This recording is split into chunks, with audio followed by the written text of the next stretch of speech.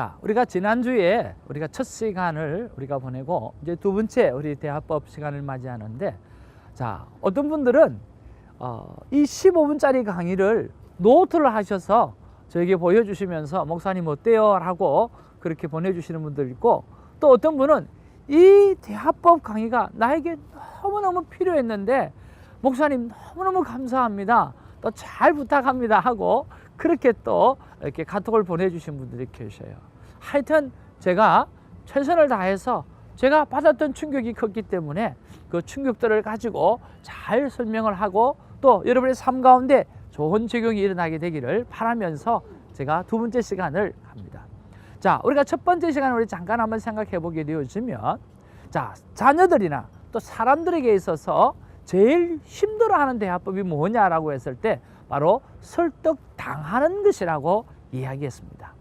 자, 그런 것처럼 우리가 다른 사람을 설득한다라고 하는 것이 좋은 방법이 아니라고 하는 것을 여러분 우리가 생각해 보아야 될 필요성이 있다라고 하는 거죠. 설득하기보다는 그 사람의 마음을 이해하는 일에 우리가 포커스를 두는 것이 우리가 대화법에서 참 중요한 것이다 라고 하는 것을 우리가 생각해 볼 수 있고요. 두 번째는 뭐냐고 하면 대화법의 정의라고 말씀드렸습니다. 대화법은 바로 내가 참고 오늘 인내하고 그러는 것이 아니라 내 안에 있는 하고 싶은 말을 하는 것이라고 했어요. 그런데 내 안에 있는 말을 하는 것이라고 이야기를 해서 오늘 무조건 하고 끝나는 것이 아니라, 내뱉고 끝나는 것이 아니라 내 안에 있는 말을 하는데 상대가 상처를 받지 아니하고 상대에게 부담을 주지 아니하고 오늘 아이메시지, 즉 나 전달법을 통해서 내 마음의 느낌과 생각을 전함으로 말미암아 그 상대가 상처를 받지 않고 그 상대가 부담을 갖지 않고 편안하게 말을 받아들이고 그리고 서서히 변화될 수 있는 그러한 말의 방법을 대화법이라고 이야기했습니다. 자, 내가 하고 싶은 말을 하는 것이에요. 참는 것이 아니에요. 하는데 아이메시지를 통해서 나 전달법을 통해서 상대가 부담 갖지 아니하고 상대에게 상처 주지 아니하고 상대를 서서히 변화시킬 수 있는 자리에 들어올 수 있도록 돕는 그 기술이 대화법이라고 말씀을 드렸어요. 어떤 분은 이렇게 말씀하세요. 대화법이라고 말해서 대놓고 화를 내는 법이 대화법이다 그렇게 이야기하는데, 여러분 그건 아니고요. 오늘 이렇게 내 마음에 있는 이야기를 잘 상대에게 상처를 주지 아니하고 또 상대의 마음에 부담을 주지 않으면서 서서히 변화를 일으키는 말의 기술이 대화법이라고 말씀을 드렸어요. 이것이 오늘날 우리 안에 좀 학적으로 개발되어져 있는 것이 바로 이 대화법의 정의입니다. 그러면 우리가 크리스찬으로서 그러면 오늘 목사님이 제가 이야기하는 생명대화법은 무엇인가? 앞에 생명이 붙어 있는데 이 생명대화법은 무엇인가라고 하는 것을 우리가 한번 살펴보아야 되지 않겠습니까? 자, 그러면 오늘은 생명대화법이 무엇인지 정의를 여러분에게 설명해 드리고자 합니다. 자, 여러분 유튜브에 들어가시면 짜증나 고마워 라고 하는 KBS에서 한글날을 기념을 해서 만드는 영상이 있습니다. 유튜브에 들어가셔서 짜증나 고마워 라를 치시면 그 한글날 특집 그 영상을 볼 수가 있을 텐데, 그 영상을 한번 보시면 오늘 한 달 동안 똑같은 병 안에 밥을 넣어 놓고 한쪽에는 짜증나 라고 하는 부정적인 이야기를 하고 한쪽에는 고마워 예뻐 라고 하는 칭찬의 이야기를 할 때 한 달 후에 오늘 짜증나라고 하는 소리를 들었던 밥은 완전히 썩어버렸고 오늘 고맙다고 이야기하고 사랑한다고 이야기하는 그 밥은 아주 구수한 누룽지 냄새가 나는 그런 누룩 냄새가 나는 그런 입자로 변했다라고 하는 거죠. 여러분, 그리고 오늘 일본에서 나왔던 것처럼 물은 알고 있다라고 하는 그 유명한 책이 있잖아요. 그렇죠? 그 물을 향해서 저주를 했을 때는 그 물의 입자가 오늘 사탄과 같이 그렇게 변해 있었고, 물을 향해서 사랑한다고 고백을 했을 때 그 물이 아주 아름다운 눈의 입자처럼 정말 맑고 깨끗하게 변화되어져 있는 것을 우리가 현미경으로 찍어서 보여주는 그런 물은 알고 있다라고 하는 사실도 있어요. 이 두 가지를 비교해 볼 때 여러분 하나의 결론을 도출할 수 있어요. 그 결론이 뭘까요? 바로 말에는 생명이 있다라고 하는 거죠. 말로 사람을 죽이고 말로 사람을 살릴 수 있는 능력이 그 안에 있다라고 하는 거죠. 여러분 말에는요 생명이 있다라고 하는 사실을 알아야 하는 거죠. 말에 생명이 있다라고 하는 그 사실을 우리가 그런 사실을 통해서 그런 실험을 통해서 우리가 알 수도 있지만 이미 성경에는 기록되어져 있어요. 우리가 누굽니까? 하나님의 자녀이지 않습니까? 사람은 하나님께서 하나님의 형상대로 오늘 이 땅을 다스리게 하기 위해서 지음받았다라고 해서 지었다라고 이야기하셨어요. 우리 사람은 하나님이 만드신 최고의 걸작품이에요.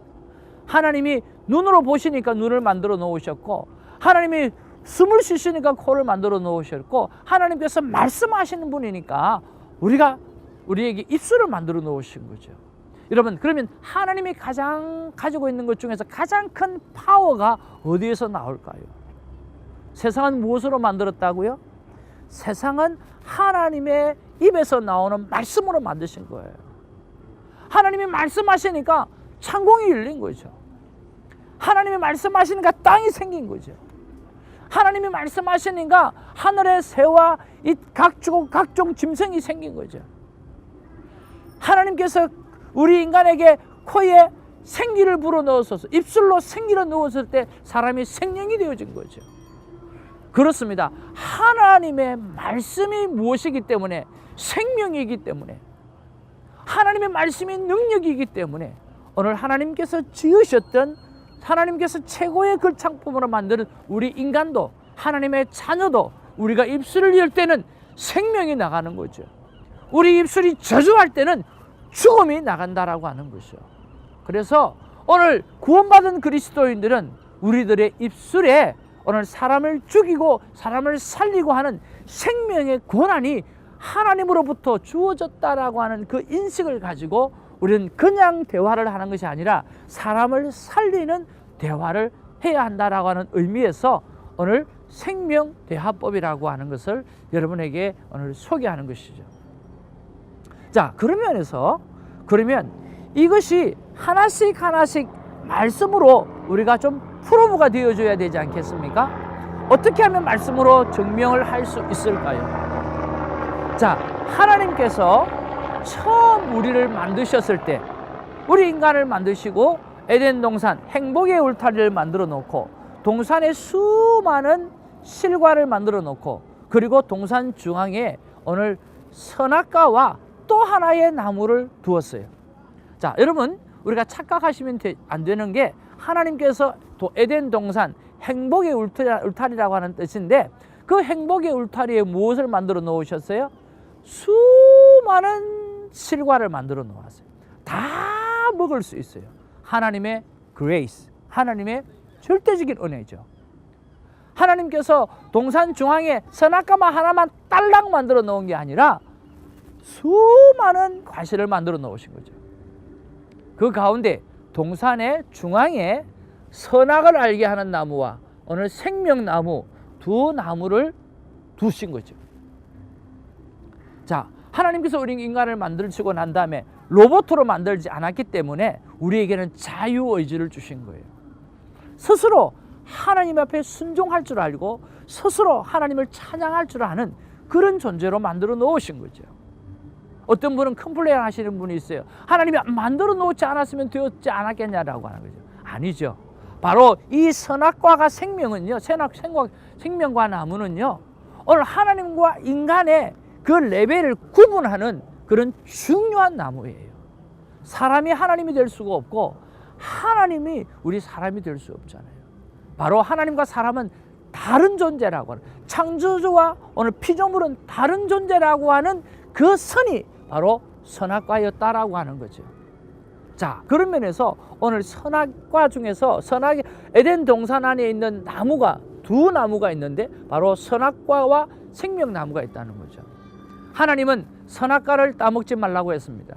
이 선악과를 따먹으면 정령 죽으리라고 그랬어요. 그렇다고 하면 하나님은 어떤 나무를 따먹기를 원했을까요? 하나님이 원했던 것은 바로 동산에 있는 모든 실과와 함께 생명나무를 따먹고 사는 존재로 살아가기로 원했다라고 하는 거죠. 이게 하나님의 하트예요. 그러면 여러분 생각을 한번 해보십시오. 그러면 생명나무를 따먹었을 때, 생명나무 실과를 따먹었을 때 어떤 결과가 나타날까요? 인생은 어떤 삶을 살게 될까요? 오늘 영어 성경에는 Tree of Life라고 했어요. 생명의 나무라고 그랬어요. 그러면 생명의 나무의 열매를 따먹었을 때는 어떤 일이 생길까요? 심플하죠. 바로 살리는 일만 나오는 거예요. 생명만 나게 되어 있어요. 그러면 그 생명만 나기 때문에 사람은 죽지 아니하고 하나님과 늘 생명, 늘 살리는 기쁨으로 살아갈 수 있다라고 하는 것이죠. 그것이 하나님께서 우리 인간에게 참으로 원했던 거예요. 에덴에 있는 모든 실과와 함께 생명나무를 먹음으로 말미암아 오늘 무엇을 하든지 간에 죽지 아니하고 영원히 살면서 기쁨의 삶을 살기를 원했던 거죠. 그런데 딱 하나, 동산에 있는 모든 실과를 다 먹고 생명나무도 먹어도 되는데 딱 하나 먹지 말라고 하나 했는데 그건 선악과였어요. 여러분 선악과는 뭘까요? 선악은 오늘 성경에 보면 선이 무엇인지 악이 무엇인지 알게 되는 지식의 나무라고 했어요. 선이 무엇인지 악이 무엇인지를 알게 하는 지식의 나무예요. 이 선이 뭔지 악이 뭔지를 알게 하는 지식의 나무를 누가 꿰어서, 사단이 꿰어서 오늘 그 선악과를 따먹게 한 거죠. 그러면 그 선악과를 따먹으면 어떤 삶의 결과가 나오고 인생은 어떤 삶을 살게 될까요? 선이 뭔지 악이 뭔지를 판단하는 그런 인생이 되어진다라고 하는 거죠. 어떤 분은 이렇게 이야기합니다. 목사님, 그럼 선이 무엇인지 악이 무엇인지를 판단해서 내가 선한 방향으로 살아간다고 하면 그건 좋은 거잖아요 라고 이야기하죠. 여러분 정말 그럴까요? 여러분 인간이 선이 무엇인지 악이 무엇인지를 정확하게 판단할 수 있는 능력이 있는가라고 하는 거죠. 여러분 성경 사사기를 보면 뭐라고 말씀합니까? 사사기의 주제는 오늘 그 이야기입니다. 오늘 사람들의 생각에 옳은 대로 행하였더라라고 하는 것이 사사기의 주제예요. 사람들의 생각에 그런 대로 잘못된 대로 살았기 때문에 가장 암울한 시대가 그 시대였다. 그게 아니라 사람들의 생각에 옳은 대로 행하였더라. 그랬을 때 그 사사시대는 성경 속에서 가장 암울한 시대였다라고 하는 거죠. 사람은 옳다고 생각하는 것이 정말 하나님 앞에 옳은 것인가라고 할 때 그 능력이 없다라고 하는 거죠. 그래서 하나님께서 선악과를 따먹으면 정령 죽을 거라고 이야기하는 거죠. 저는 이 선악과를 한마디로 말하면 판단의 나무라고 생각합니다. 심판의 나무라고 생각합니다. 여러분 판단이나 심판은 사람의 단어가 아니잖아요. 하나님은 그 나무를 따먹으면 우리는 죽게 된다고 말씀해 주고 있어요. 오늘 사단이 그 나무를 따먹으면 하나님과 같이 되어진다라고 하는 그 판단을 그 심령 속에 집어넣은 거죠. 그리고 교만하게 만들고 그것을 따먹게 만들고 그래서 범죄하게 되어지는 거죠. 그로부터 우리는 죽게 되어지고 그로부터 우리는 고난을 당하게 되어지고 그로부터 지금까지 우리는 이 땅의 모든 말의 문제가 뭐예요?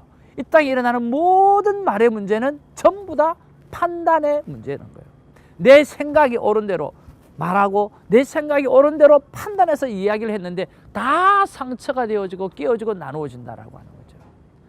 사랑하는 하나님의 백성 여러분, 오늘 두 번째 시간을 맞이하면서 우리는 하나님께서 원래 우리를 만들 때 오늘 생명나무 열매를 따먹고 동산에 있는 모든 실과 나무를 따먹고 생명을 말하고 살리는 말을 하고 살아라고 만들어 놓으신 존재라는 것을 기억하시고 우리가 앞으로 살아가는 한 오늘 비록 아담과 하와가 우리의 선조가 선악과를 따먹어서 우리는 그런 성향을 가질 수밖에 없다 할지라도 우리는 주님 앞에 서는 그날까지 어떻게 하든지 내가 말을 했을 때 상대가 살아나는 상대를 살리는 말을 할 수 있는 우리가 되어지기를 주님의 이름으로 축복합니다. 할렐루야.